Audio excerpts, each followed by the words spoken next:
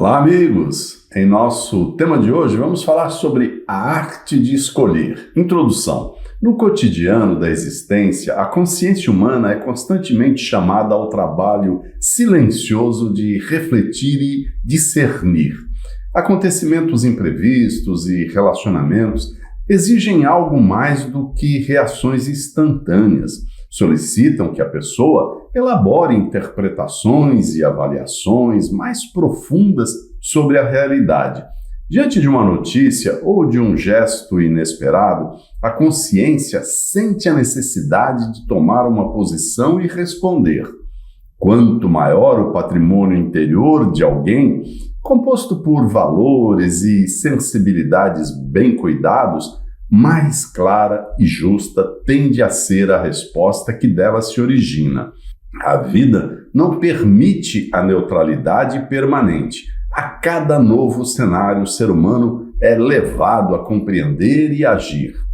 E esse é o movimento que constrói a maturidade. O ponto decisivo, contudo, não reside no simples ato de avaliar, mas na origem interior de onde essas apreciações nascem. É a qualidade da vida interior que determina se as avaliações manifestam lucidez e equilíbrio ou se são apenas projeções marcadas por preconceitos e automatismos.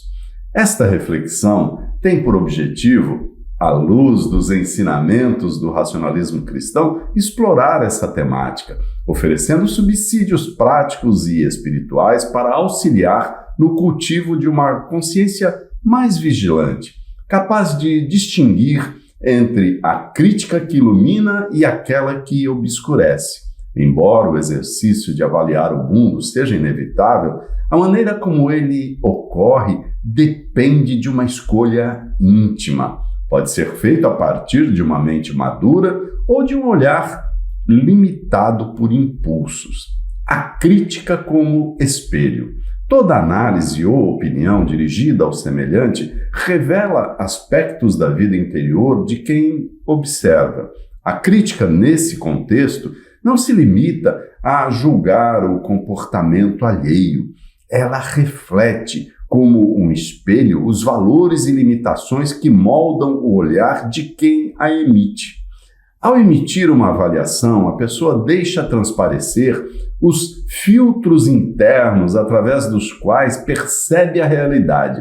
Esses filtros são formados por experiências, feridas não cicatrizadas ou por desejo legítimo por justiça. Críticas excessivamente severas, por exemplo, tendem a revelar rigores que o próprio avaliador impõe a si mesmo. Comentários marcados por sarcasmo ou impaciência frequentemente se originam de tensões emocionais guardadas ou inseguranças não reconhecidas. Por outro lado, existem formas de crítica que se distinguem pelo equilíbrio. São aquelas que nascem de uma consciência que busca compreender e esclarecer, e não reduzir ou punir. Quando guiada por um olhar maduro, a crítica assume um caráter construtivo e torna-se um serviço ao discernimento, em vez de um instrumento de dominação. Reconhecer que toda avaliação carrega uma parcela do avaliador é um exercício de autoconhecimento. Sob a ótica espiritualista defendida pelo racionalismo cristão, a crítica deve ser um convite à reflexão. Mais do que informar sobre o objeto criticado, ela ilumina o ponto de partida de onde se originou. O olhar amadurecido e a ampliação da consciência.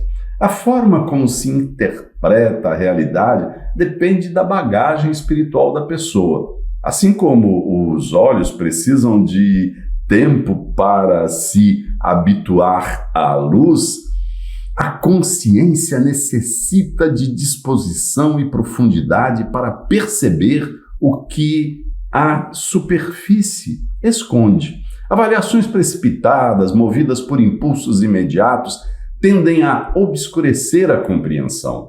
Em contrapartida, um olhar cultivado com paciência permite captar detalhes e reconhecer contextos com mais justiça. Quando a crítica nasce dessa visão ampla, ela transcende o juízo apressado e torna-se uma forma de sabedoria aplicada, algo que edifica e liberta em vez de ferir. Há diversidades não superadas e a origem da crítica. Há ocasiões em que a crítica não emerge da lucidez, mas de feridas abertas por dificuldades não compreendidas.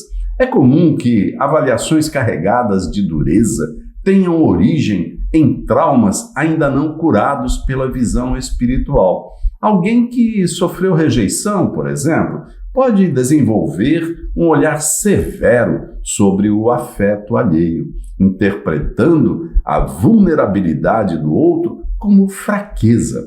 Outro exemplo frequente é o de quem foi profundamente humilhado e passa a usar um discurso crítico implacável como mecanismo de defesa, tentando garantir uma superioridade verbal para proteger a própria dor.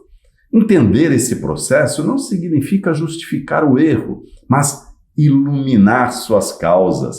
A crítica que brota da dor pode ser reconhecida e, com o tempo, transformada em empatia. Quando se compreende que vozes agressivas carregam histórias difíceis, a mente começa a escutar o que se esconde nas entrelinhas do silêncio.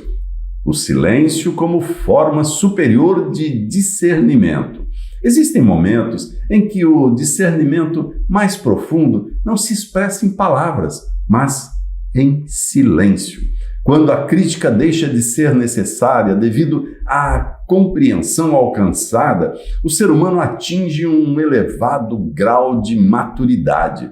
Diante do erro alheio, o impulso imediato de muitos é apontar e corrigir. Porém, há situações em que a atitude mais ética é conter o veredito e oferecer uma presença silenciosa. Não se trata de conivência, mas de sabedoria. O silêncio bem orientado permite que o juízo interno se refine e que a empatia floresça. Há silêncios que protegem e fortalecem. Saber quando falar e quando calar é uma arte, e o estágio mais alto da crítica é aquele em que ela já não fere, pois já não precisa ser dita.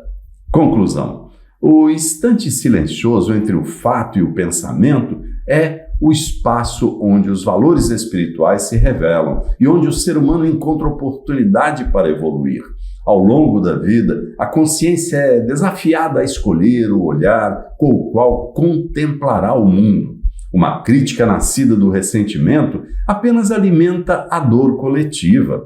Por outro lado, uma apreciação vinda de um interior pacificado possui o poder de curar. Em tempos marcados por acusações e ironias, cultivar uma consciência capaz de discernir com empatia é uma forma de resistência espiritual. Trata-se de transformar o discernimento em um espelho que reflete a verdade e em um farol que ilumina os caminhos. Toda crítica representa escolha fundamental. Focar em falhas alheias ou olhar com honestidade para dentro de si, onde os próprios fundamentos também aguardam pela luz. O mundo não se transforma apenas pelo que é visto, mas pelo modo como o ser humano aprende a enxergar. Quando o olhar se torna mais atento e justo, os mesmos fatos passam a revelar novos significados.